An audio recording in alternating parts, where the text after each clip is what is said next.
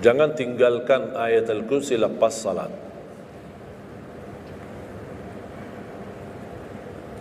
Jangan tinggalkan ayat kursi lepas salat. Salat wajib. Sama ketika mau tidur.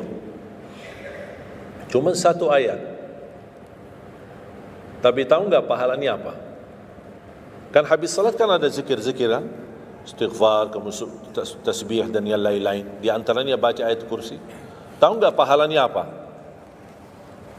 Ada yang pernah baca? Pahalanya apa? Barang siapa yang membaca ayat al-kursi setiap habis salat fardu, laisa bainahu wa bainal jannati illa an yamut. Tidak ada sesuatu yang mampu menghalanginya masuk surga kecuali menunggu mati. Cuma baca ayat kursi. Dan ketika mau tidur,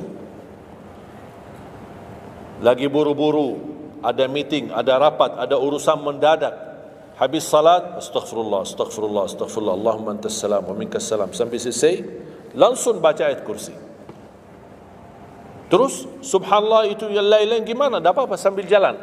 Naik motor, subhanallah, subhanallah, subhanallah, subhanallah, sambil jalan. Subhanallah ada riwayat 33, ada riwayat 25, ada riwayat 10, minimal 10. Subhanallah 10 kali, Alhamdulillah 10 kali, Allahu Akbar 10 kali. Itu yang paling sederhana. Saya bagikan ini, biasanya kalau saya isi di kementerian atau di pejabat, saya kasih zikir-zikir begitu. Pak, subhanallah cuma 10 kali. Biasanya kita tahu 33. Lah, ini khusus buat pejabat. Yang penting zikir, supaya jangan tinggalkan. Zikir. Banyak orang sibuk, mendadak ada urusan, udah zikir. Subhanallah cuma 10 kali. Subhanallah 10 kali, Alhamdulillah 10 kali, Allahu Akbar 10 kali. Itu paling cepat. Subhanallah. Ternyata di dalam agama ada yang juga hemat. Hemat sederhana tapi pahalanya tetap besar. Dan dikuranin. Tidak ada pahala yang hemat. Semuanya pahala sempurna. Semuanya pahala agung. Sempurna dan luar biasa dahsyat balasan Allah Subhanahu Wa Taala. Makanya jangan disia-siakan. Yang sederhana ini, makanya saya buat buku 20 amalan ringan tapi pahalanya sangat menakjubkan. Karena selama saya di Indonesia, saya sudah tahu prinsip orang Indonesia. Orang Indonesia tidak suka yang ribet-ribet. Yang ribet-ribet tidak suka. Yang susah-susah tidak suka. Orang Indonesia mau mudah yang ingat, mudah dihafal, mudah diamalkan dan masuk surga. Itu orang Indonesia. Ya, jadi yang susah-susah, iya, gimana ini suruh baca 1000 kali? Iya, mana ada waktu 1000 kali? Baca ada sudah 100 kali, udah ngantuk. Saya kasih yang sederhana. Kenapa saya kasih? Karena kemampuan beda-beda. Ada yang tekadnya tinggi, kemampuannya luar biasa dahsyat, bisa ribuan kali dia berzikir, ya silakan. Tak ada yang melarang kita berzikir, bebas, berapapun. Tapi ada yang malas. Udah. Jadi alhamdulillah di dalam ajaran Islam kita ada malas ya, ini pilihan malas. Makanya saya bikin 20 amalan. Dan ini buku 20 amalan ringan. Pahalanya sangat menakjubkan. Pahalanya sangat besar walaupun amalannya ringan. Mudah, sederhana. Dan buku ini hanya laku di Indonesia, tidak laku di Arab. Karena cocok dengan budaya Indonesia, saya sudah hafal budaya Indonesia. Sama dengan bacaan. Mohon maaf tadi kepanjangan Isya. Pas begitu saya ingat merindukan kota Madinah, suasana Madinah. Pas di rakaat yang kedua, ya Allah, ini saya di Indonesia ini. Makanya saya tidak jadi panjang rakaat kedua, biar lebih cepat. Karena memang budaya ini tidak bisa panjang-panjang, lama-lama tidak bisa. Kalau kulhu bisa dibagi dua, terima kasih. Kita lihat tarawih kan salah satu contoh tarawih. Walaupun 23 rakaat jumlahnya banyak, tapi ayatnya pendek. Al-hakum qulhu, al-asr qulhu, al-humazah qulhu. Itu ya kan? Ini budaya. Kita kan hormati budaya, harus belajar. Walaupun ada sekarang ada beberapa masjid yang panjang, ya nanti balik kepada kemampuan, tapi tidak boleh saling menyalahkan. Ada orang yang suka, enggak, saya mau yang qulhu qul. Ya udah sana, masih qulhu di sana, masjid kita beda. Jangan tinggalkan ayat al-kursi lepas salat.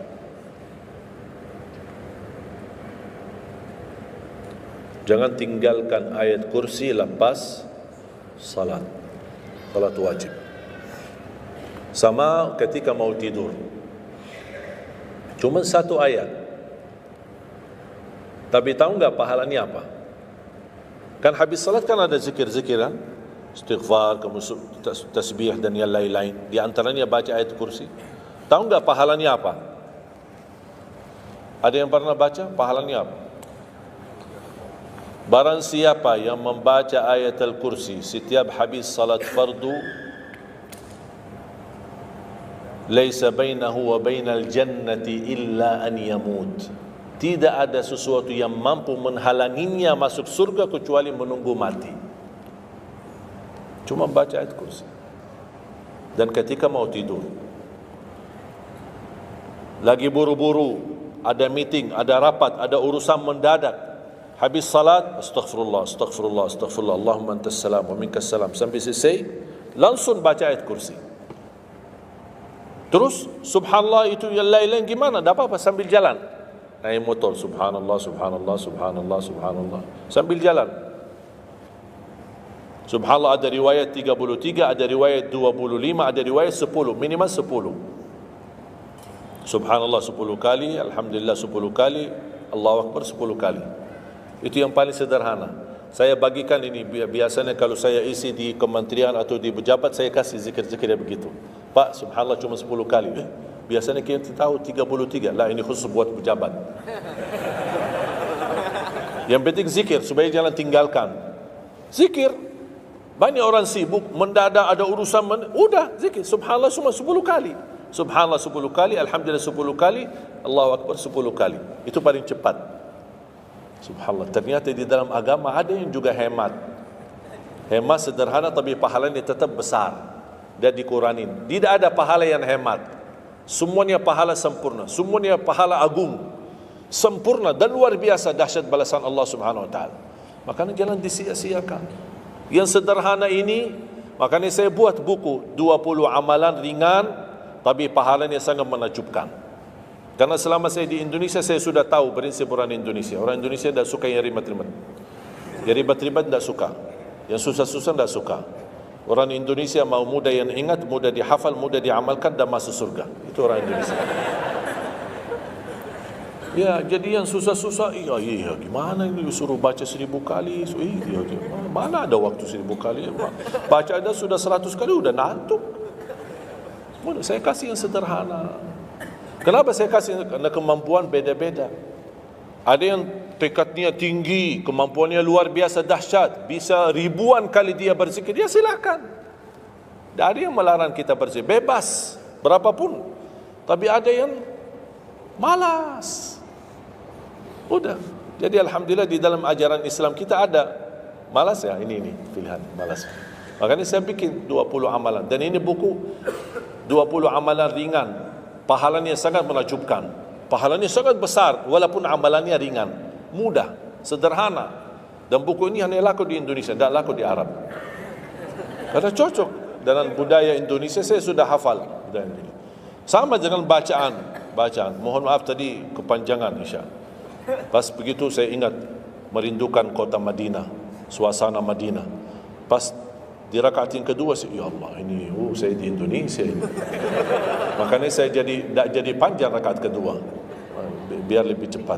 Karena memang budaya ini tidak bisa panjang-panjang, lama-lama tidak bisa. Kalau kulhu bisa dibagi dua, terima kasih. Kita lihat tarawih kan salah satu contoh tarawih. Walaupun 23 rakaat jumlahnya banyak, tapi ayatnya pendek. Al-hakum qulhu, al-asr qulhu, al-humaza qulhu. Itu ya kan? Ini budaya. Kita kan hormati budaya, harus belajar. Walaupun ada sekarang ada beberapa masjid yang panjang, makin balik kepada kemampuan, tapi tidak boleh saling menyalahkan. Ada orang yang suka, enggak, saya mau yang qulhu qul. Ya udah sana, masjid qulhu di sana, masjid kita beda. Jangan tinggalkan ayat al-kursi lepas salat.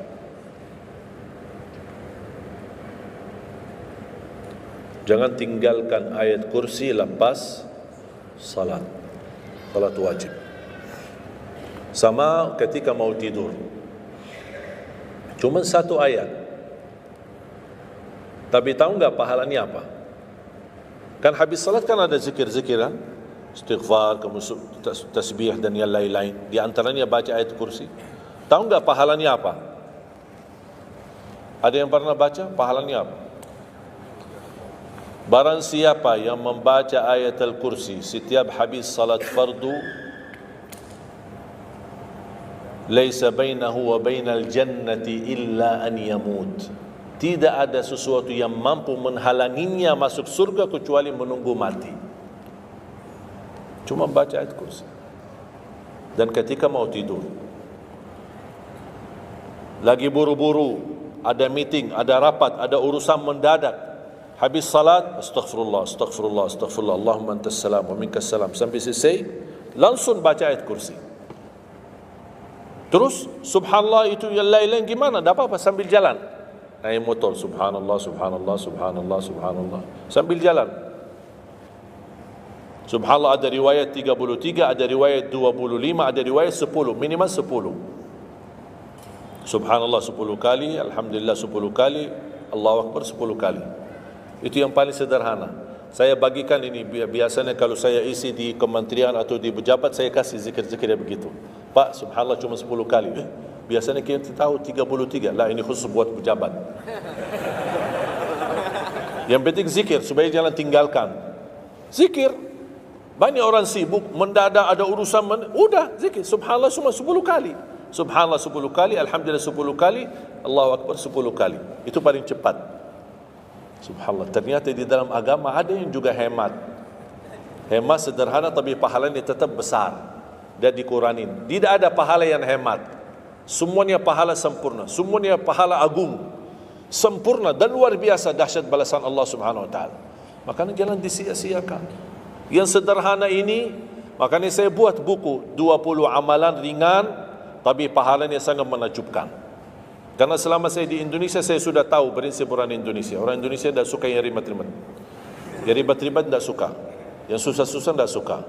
Orang Indonesia mau mudah yang ingat, mudah dihafal, mudah diamalkan dan masuk surga. Itu orang Indonesia. Ya, jadi yang susah-susah, iya, gimana ini suruh baca 1000 kali? Iya, mana ada waktu 1000 kali? Baca ada sudah 100 kali, udah ngantuk. Saya kasih yang sederhana. Kenapa saya kasih? Karena kemampuan beda-beda. Ada yang tekadnya tinggi, kemampuannya luar biasa dahsyat, bisa ribuan kali dia berzikir, ya silakan.